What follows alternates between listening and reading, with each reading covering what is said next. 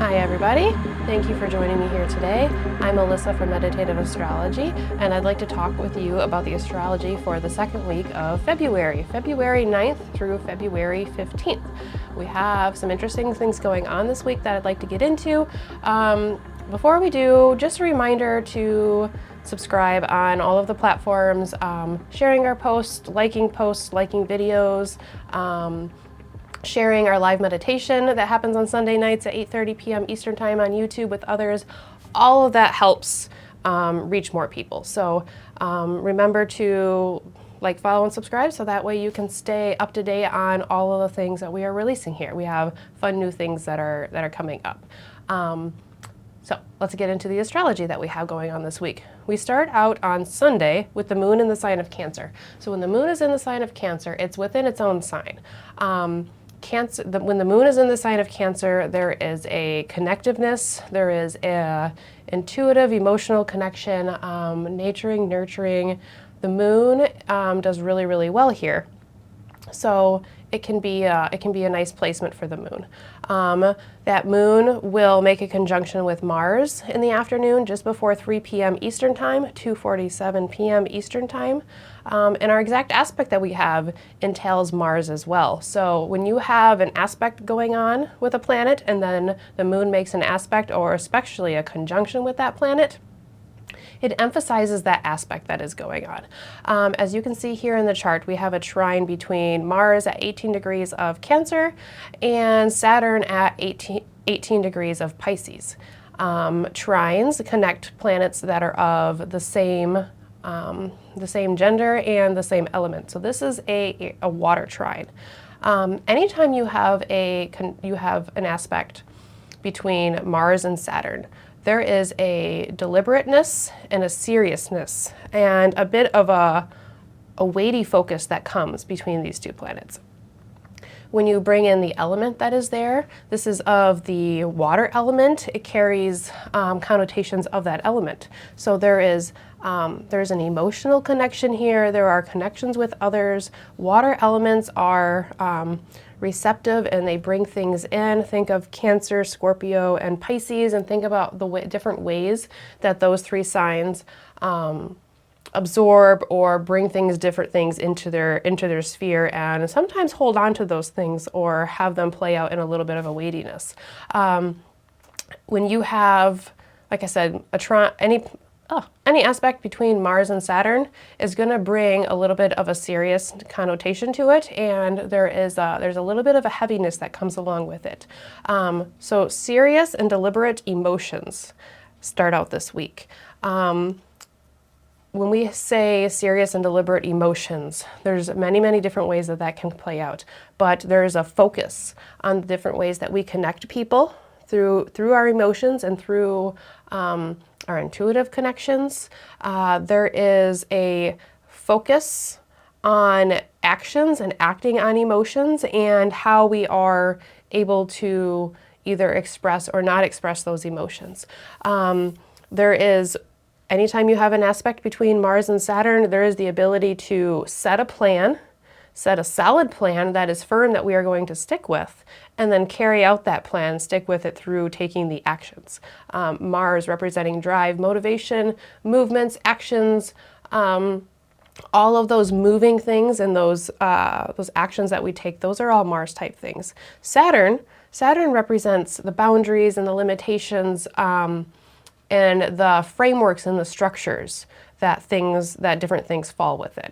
So when you have Mars, the planet that isn't afraid to cut something out, one of the main significations of Mars is severing, cutting, or removing something.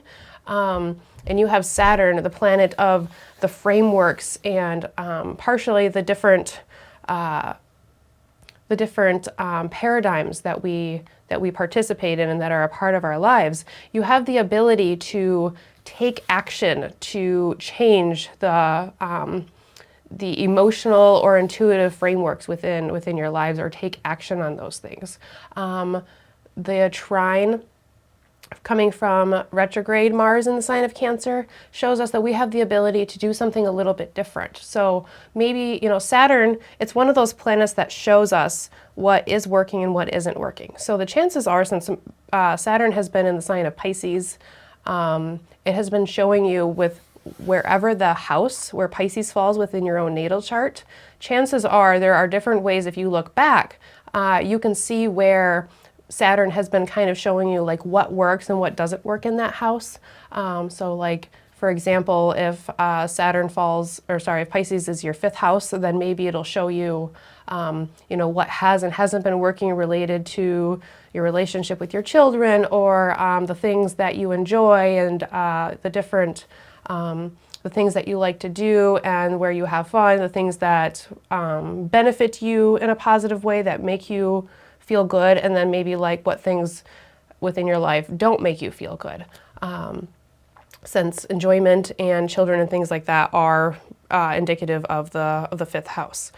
Just a quick little example. It can play out many different ways. But Saturn often shows us the ways that things are working and aren't working. So now that we have this trine from Mars, which is retrograde, it's showing us that we have the ability to shift, and we can maybe make some changes to bring out that more positive, like, this process that I've been doing has been working well, has seemed like it's working, but it doesn't serve me quite as well as it used to. Or maybe there's this other process that you've been wanting to bring into that area of your life, and you've been noticing that more and more that you need to bring that thing into your life, or into whatever the thing is. Well, Mars retrograde will could possibly give you that ability to move forward with that thing and make those changes. And, as part of the work that Saturn is doing, where Pisces is within your own chart.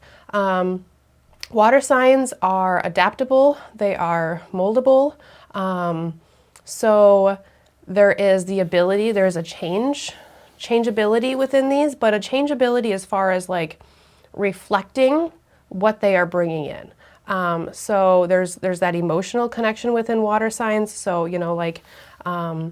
you may see where we have, where the water signs show up within our chart, we're able to kind of shift our focus a little bit to bring a little bit more cohesion and to create some sort of connection with that area of our life and that area of our chart.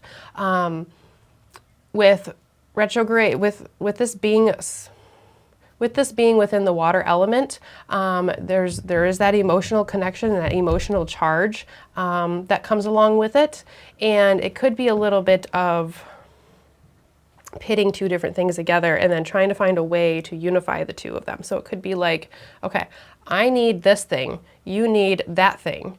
Where can we meet in the middle? Where can we come up with some sort of compromise so that way we both feel fulfilled within some way?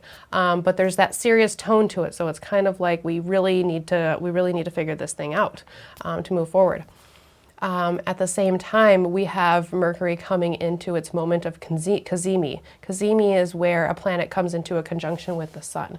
So if you notice on the chart, at 21 degrees of Aquarius, we have Mercury moving across a conjunction with the sun. The exact time is 7 a.m. Eastern time. This is a resetting moment for Mercury. Anytime that a planet comes into conjunction with the sun, you get this resetting and this regeneration and this reconfiguration of that planet. So we have a resetting moment for Mercury. Our mind, thoughts, perceptions, the tools and the resources that come to us, the ability and the agility that we have to participate or complete something or not complete something. So there's this resetting moment at the same time that we have Mars and Saturn coming into this trine, where we're able to take a serious look at what has been working and what hasn't been working in these areas of our life. And now we're able to reset our mind, reset our thinking. So maybe, kind of like I was saying, if you're seeing where Saturn has been showing you like what is working and what isn't working, and you start to take those actions on that area of your life, now you have this new cycle that is starting for Mercury at the same time, to where maybe it will start a whole new process and a new routine and maybe a new habit, things like that coming through. There can be changes and spontaneous ideas, maybe the idea to carry out something differently, or like I said, create a little bit of a different habit. Really, it's a resetting moment and a phasal change for Mercury coming across at the same time here that we have this transit with Mars and Saturn. So really, we're starting off this week with quite a bit of a bang, and that sets us up for some fun energy through the week. If we move forward here to Monday, February 10th, the moon will move into Leo around 12 p.m. Eastern time. Once it moves into the sign of Leo, it will start applying into an opposition with Pluto in the sign of Aquarius. That aspect happens at 4:20 p.m. Eastern time. So the moon from Leo opposes Pluto. And just after Mercury comes off of conjunction with the sun, it's going to move directly into a square with Uranus. Now the sun is going to follow just behind with a square to Uranus as well. So we'll talk about that as well this week. So Mercury comes into a square with Uranus just after coming off of the conjunction with the sun, just after having this resetting moment, this period of regeneration, rebirth, reconfiguring its ideas. I like reconfiguring when it comes to Mercury. It feels like a very mercurial word. So just after that resetting moment, Mercury, the planet of our mind, our thoughts, communications, perceptions, those tools and those resources that come to us, comes into a square with Uranus. Anytime you have a square aspect, there is a tension here, a tension that gives us an opportunity to change something, grow, do something a little bit different. Sometimes I feel like squares are scratchy enough to kind of make us just uncomfortable enough to kind of push us to move or do things a little bit different. It may not be something that totally blocks you, but it may realize like, there's a little work here, there's a little tension that needs to be released. Uranus, the planet of breakthrough, rebellion, going outside the mold, doing something different.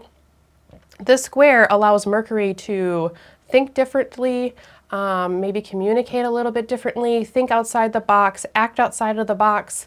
There is a moment of handling something differently. So Mercury is in Aquarius and Uranus is in the sign of Taurus.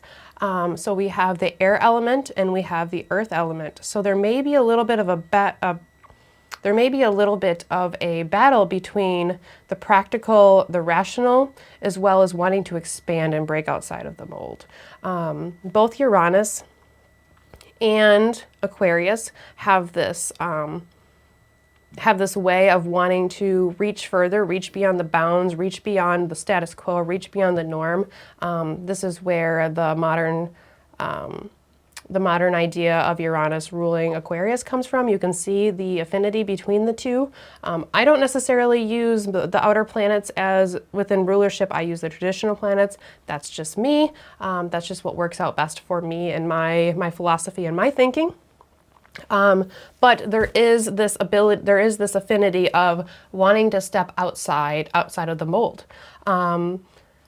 Mercury itself is a little bit more detail oriented and wants to kind of understand all of the things rather than just doing something a little bit different. So you have this little bit of a battle of, Uranus is in the sign of Taurus. So there is this battle of a little bit of trying to find a practical, rational, earthly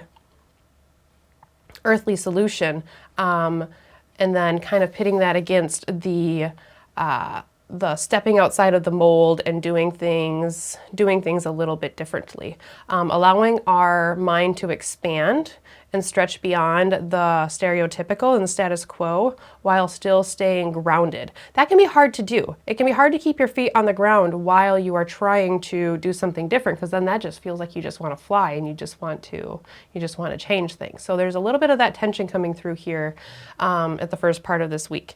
And then like we mentioned, the moon is going to oppose Pluto as it moves into the sign of Leo. That's the only exact aspect that we have going on Monday.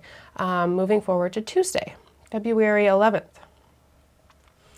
This is where we get the square between Sun and Uranus. So a lot of what what we describe within Mercury and Uranus carries over to the aspect between the Sun and Uranus.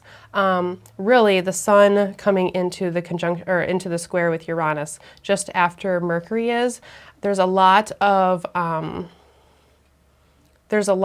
emphasizing the Mercury square with Uranus here, and there's an illuminating of it. The difference here, or not the difference, the addition here, more or less, is that there's this individuating or this focus on purpose, drive. There's this illuminating quality when the Sun comes across into aspect with any sort of planet. So, if maybe Mercury, if Mercury coming into a square with Uranus is showing us where the problem is, then maybe if the Sun coming into square with Uranus shows us the pathway to be the steps to take to be able to move forward. So if Monday feels like it's a little heavy and a little bit constricting, it's not that Tuesday couldn't also possibly feel that way. Both days could feel also very liberating depending on which way this plays out for you in your own chart and your own life and path. But maybe if Monday feels a little bit limiting in a way, then maybe Tuesday can feel a little bit illuminating in a way to allow us to step forward, go on further, and be able to find a solution. There is a focus on the journey, there is a focus on the soul path, and there is a little bit of autonomy that comes within aspects with the Sun. It's like, how do I step forward? However, the Sun is in the sign of Aquarius. Aquarius is very much big picture focused rather than small detail focused. So it's a lot going on within the mind at one time, like considering all of the collective things that are going on, but also wanting to individuate yourself within a practical way at the same time. And you can see where that tension can be. And this is where we get the tension of the squares against these different qualities. It's also important to note, I think, that on Tuesday, Mars is going to reach 17 degrees of Cancer. You see that here on the chart. This is as far as Mars is going to go in the sign of Cancer before it starts to move direct again. So later on this month, February 25th, Mars is going to go direct and it's going to start moving forward through the sign of Cancer and it's going to start making its way back to the sign of Leo. So any planets between 17 degrees of Cancer through the rest of Cancer, those planets are getting their last push through in a retrograde fashion, and then those planets are going to be stepped back over or aspected again through the conjunction as the planet goes forward. So it's good to note that this is as far back as Mars is going to go within the sign of Cancer. And the signification of that, or the significance of that, just shows us that this is the stopping point and this is the turning point. So you may start to feel that shift, even though Mars is still going to be retrograde for another week and a half or so. It's going to start slowing down, and this is where it's going to start stationing. So the weight of Mars in Cancer may be felt here within this week and the next couple weeks too, as Mars gets ready to move direct again. So just knowing that Mars is going back as far as it does within the zodiac, and we'll go direct February 25th. So that's 14 days, that's like 2 weeks out, where you may start to really feel, especially depending on wherever Cancer is within your own chart, if it falls in an angular house, then you might see a little bit of an emphasis of that playing out within your life. So that's what we have for Tuesday. As we move forward into Wednesday, what we have here is the full moon in the sign of Leo. The full moon happens at 8:53 a.m. Normally I use this at 12 o'clock noon because I like the round time. I'm going to go ahead and put the chart up for the time for, here, give me just a moment here.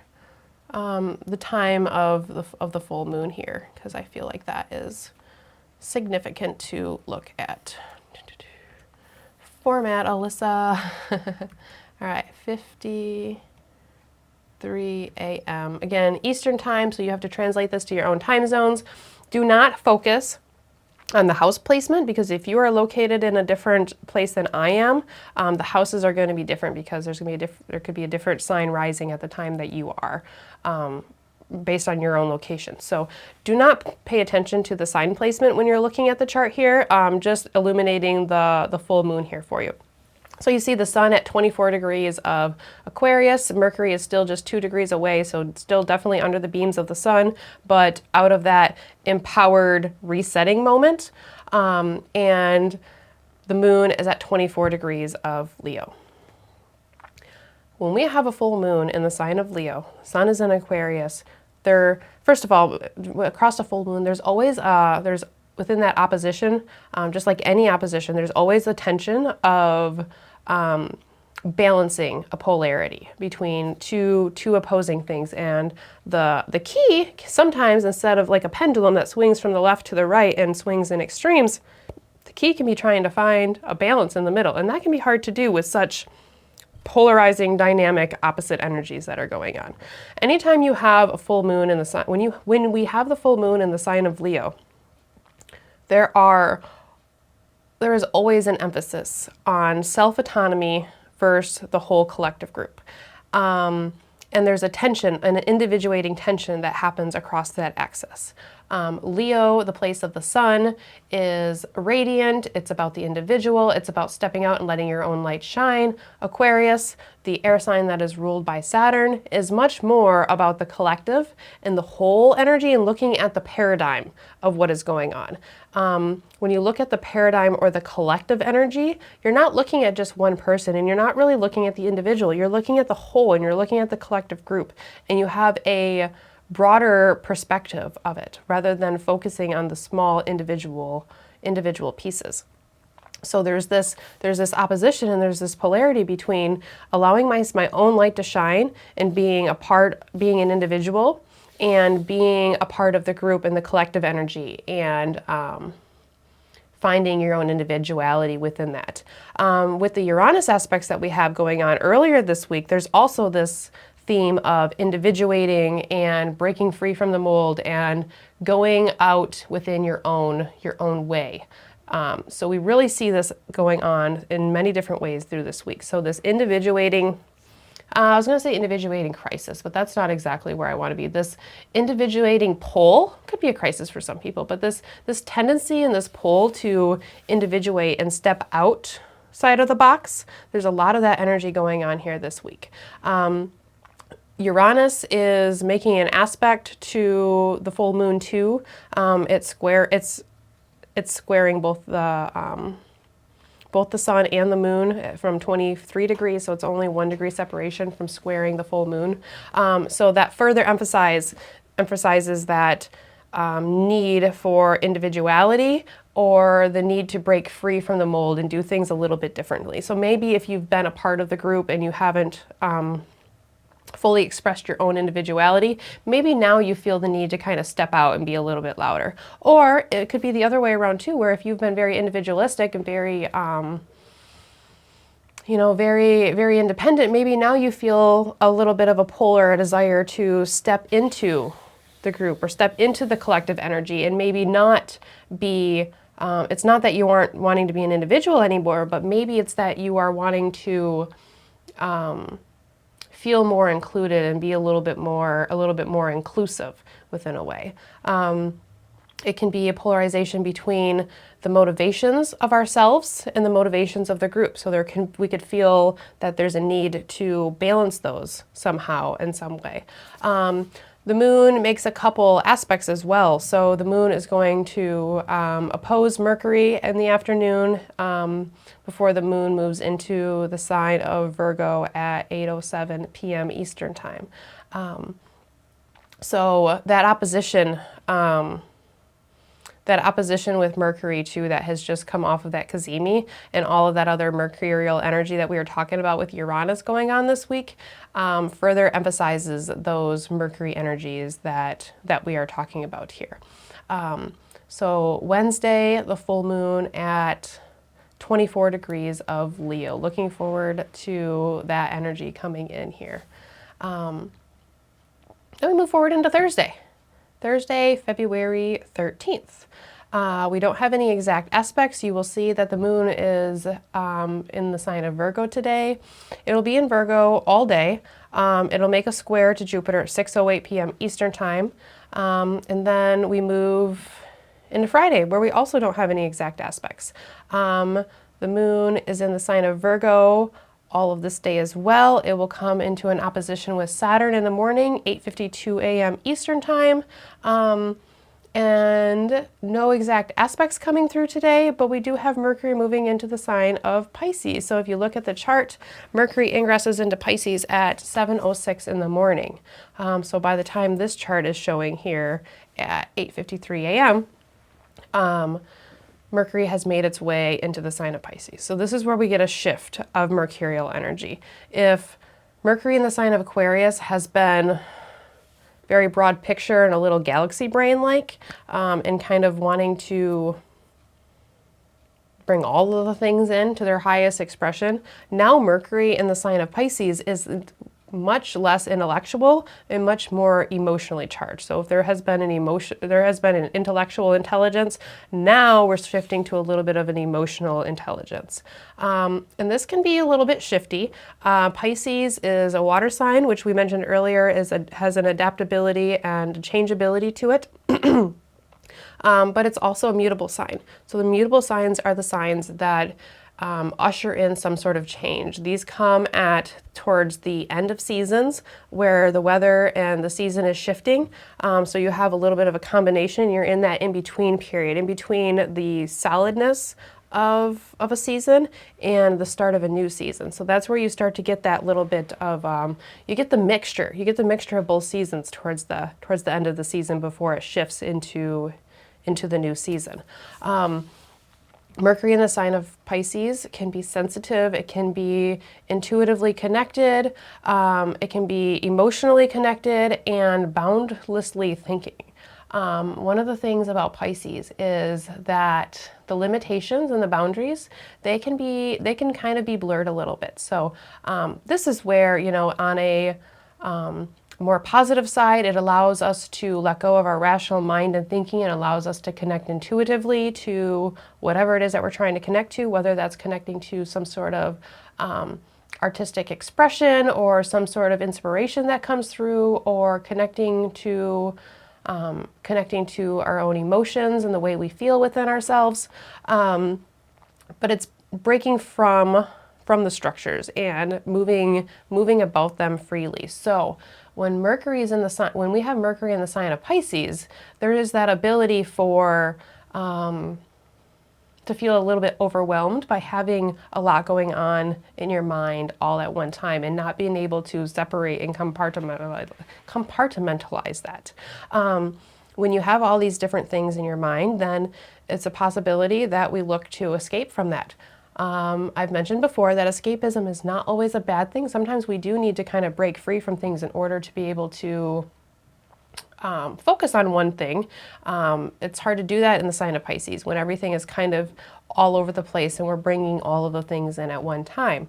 But there's good things to it too. We can connect to our higher selves. We can connect to that higher universal energy, whatever you call that, God, source, creator, connecting to your own higher self, connecting to your own soul, connecting to something that connects you to something that is deeper than yourselves. So when I'm thinking about like somebody that connects to higher source, whatever that means to you, there is this way that you need to step away from the physical world and this heavy, mundane, earthly world in order to be able to do that. Some people can do it simultaneously, but there's a way that you need to kind of shift or let go from the boundaries that tether us to this physical world and able to do that, right?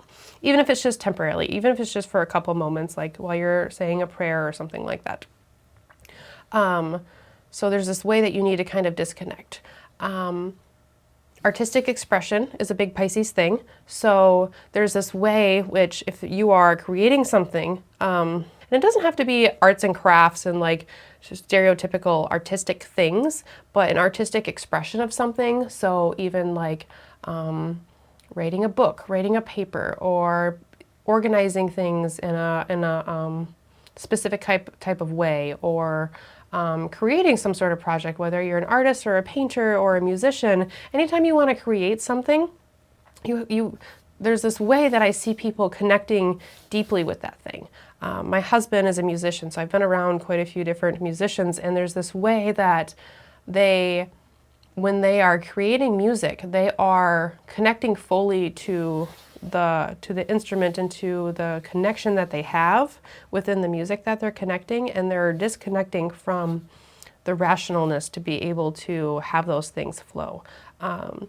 My daughter, who has some strong Pisces placements, she is quite the little artist for her age, and when she gets into a project or a painting or a drawing or something, she is so focused on that drawing, and it's almost like you become that painting or that drawing, or you become that song that you are creating through your music. So there's this way that you need to detach from the rational world in order to step into whatever that thing is. So Mercury moving through the sign of Pisces might have a lot rolling around through your mind. There might be a little bit of sensitivity to it, but there is also like limitlessness. You can go as far as you want to when you have Mercury in the sign of Pisces. Sometimes we go too far. Sometimes on the shadow side, we step too far into that boundlessness, and then we don't have boundaries, and then there's lots of things that can happen from there. So Mercury moving in the sign of Pisces, we'll start moving towards a conjunction with Saturn, and then Neptune and the North Node as well. So those are the conjunctions that Mercury in the sign of Pisces is going to make. And then that rounds out our week by bringing us to Saturday, February 15th. Again, no exact aspects that are happening this day. You can see that the moon moves into the sign of Libra in the morning, 6:44 a.m. Eastern time. Again, translate to your own time zone. And then it's going to make a couple aspects really early in the morning before the moon moves sign and moves to the sign of Libra before it leaves Virgo. It's going to oppose Neptune, 3:33 a.m. Eastern time. Love that time of the repetitive number myself. And then moves into Libra, 6:44 a.m. And then in the evening, 9:17 p.m. Eastern time, the moon will oppose Venus from the sign of Libra to the sign of Aries. Interesting to note that there's going to be some reception between Venus and the moon during this opposition because the moon is in Venus's sign of Libra. So again, I like to put out the moon aspects just because they're little trigger moments that ping things off. So if you have a little idea of the moon aspects that are coming, and then you just kind of see how they play out within your own lives and the things that happen around those times, you can start to get a good feel for the planets and the way they play out for you within your own lives and your own chart. So that's what we have for the energies coming through this week. I like doing these videos here where we talk about all of the energy. I've been pulled to do them. I have felt pulled and compelled to do them for quite a while. You know, we've been doing the live meditations for, gosh, like 2.5 years now. We've been doing the live meditations on YouTube, Sunday nights, 8:30 p.m. Eastern time. And when we do these meditations starting out the week, we are leaning into the energies. We are seeing how we can work with them. We make a connection with the energies, and then we bring that through we have the opportunity to bring that through the entire week. The thing about that is that we are focusing on, we're leaning into the energies, right? So we're focusing on, it's not that we ignore the maybe less positive or less beneficial or less desirable possibilities and the more negative connotations of the aspects, but we're looking to lean into the planets. We're looking to lean into the energies. So therefore, we're going to focus more on the positive, being mindful of the maybe less positive or the less desirable, but focusing mostly on the positive and the desirable and seeing how we can work with that. That's why that intention that we come up with is a blanket intention that can play out in many, many different ways. And it's a little broad spectrum because it takes the entire week into play. So I like that we come here we have a little bit of best of both worlds. We have the meditation where we step into maybe looking at the highest expression, and we anticipate how we can work with the planets, how we can lean into them. Does not mean that you can change, you know, things that are destined to happen necessarily, but you can lean into them to work with the energies, to see how you can have a conversation with them and communicate with them. And then we come here where we recognize and we look at the whole broad picture. So we have a little bit of best of both worlds. So I will see you again next week for our next weekly video, and I will also see you at our live meditation, 8:30 p.m. Eastern Time, streamed to Facebook, YouTube, and now Instagram.